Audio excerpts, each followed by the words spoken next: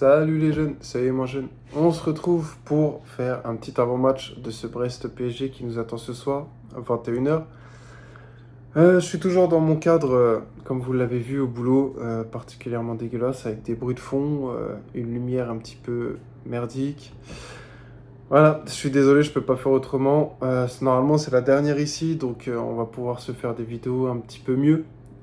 J'aurai peut-être le loisir aussi et le temps de faire des petits montages pour que la vidéo vous soit plus agréable. Donc j'espère sincèrement que c'est la dernière fois. Donc on va commencer. Donc pour ce match, on a beaucoup d'absents. Donc pas de Hakimi, pas de Mukele, pas de Marquinhos et peut-être même le petit Bichiabou qui sera aussi absent, qui est très incertain. Et puis, bon ça sans surprise, on a Neymar qui s'est fait opérer ce vendredi matin avec succès. Et Kipembe qui lui aussi est fini pour la saison. Donc là-dessus, il n'y a pas de surprise. Donc demain, je pense que ça va être articulé en défense à 4 derrière, hein, de défenseurs centraux qui seront Ramos et Danilo. De toute façon, il n'y a pas le choix, il n'y a que. Donnarumma dans les cages, bien sûr. À gauche, Mendes et à droite, Pembele. C'est notre dernière solution. Et puis de toute façon, il te reste que la Ligue 1 à jouer.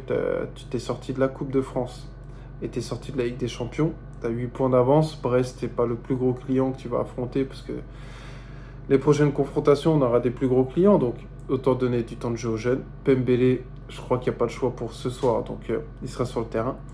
Au milieu de terrain, ça sera sûrement du Verratti, Ruiz, Vitinha. Mais à la place de Vitinha ou de Ruiz, plus particulièrement à la place de Ruiz, parce que c'est lui qui se projette vers l'avant, qui essaie d'avancer avec le ballon, de progresser.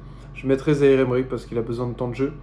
Le gamin, on l'a foutu sur des matchs horribles à gérer pour un jeune, et il s'est très bien débrouillé. C'est pas du tout un reproche quand je dis ça, attention, il s'est très bien débrouillé. Alors qu'on ne le met pas sur des matchs où il peut prendre en confiance, prendre des minutes sans être trop bousculé. Donc demain, c'est l'occasion parfaite. Ça nous permettra de voir aussi ce que notre centre de formation nous propose, de voir les jeunes jouer, ce qu'ils auront donné pour le PSG.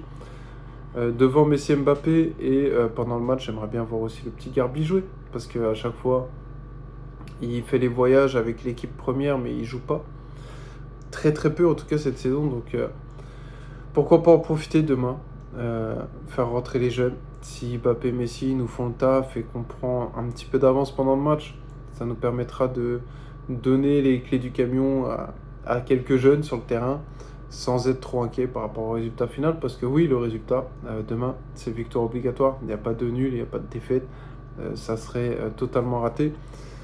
Même si on sait que le PSG, après les désillusions en Ligue des Champions, les joueurs sont en roue libre totale.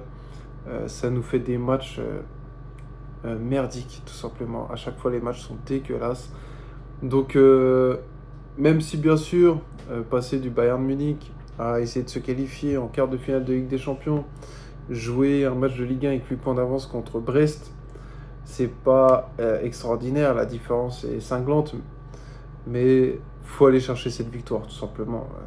C'est pas Brest qui doit nous embêter normalement quand c'est le PSG, mais on sait que le PSG est capable de tout. J'espère juste qu'on n'aura pas un match soporifique demain, qu'il y aura un minimum de contenu, parce que sinon on va tous être au bout de notre vie, tout simplement. En tout cas, pour m'arrêter 2 secondes sur l'élimination là en Ligue des Champions, moi je l'ai déjà digéré, alors je sais pas vous comment c'est, mais on va dire que psychologiquement je m'y étais déjà préparé. J'avais déjà en tête que c'était pas pour cette année avec des champions depuis un bon moment. Donc j'ai l'impression que ça m'a moins impacté que d'habitude. Et puis que ça me fait chier, bien sûr que j'y pense, mais c'est derrière moi, qu'est-ce que vous voulez que je vous dise. Donc j'espère que vous aussi, vous avez réussi à le digérer correctement, que c'est déjà derrière vous.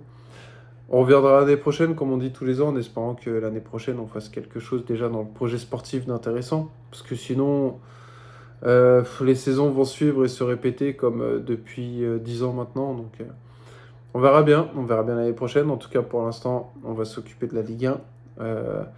Faut pas qu'on s'écroule, faut pas que le club s'écroule et que les joueurs s'écroulent, tout simplement. Parce que nous, supporters, on n'a rien à se reprocher. Les Ultras ont toujours été derrière eux, même quand ça n'allait pas. Donc je pense que Ultras et supporters, on n'a rien à se reprocher. C'est les joueurs sur le terrain, la direction, etc.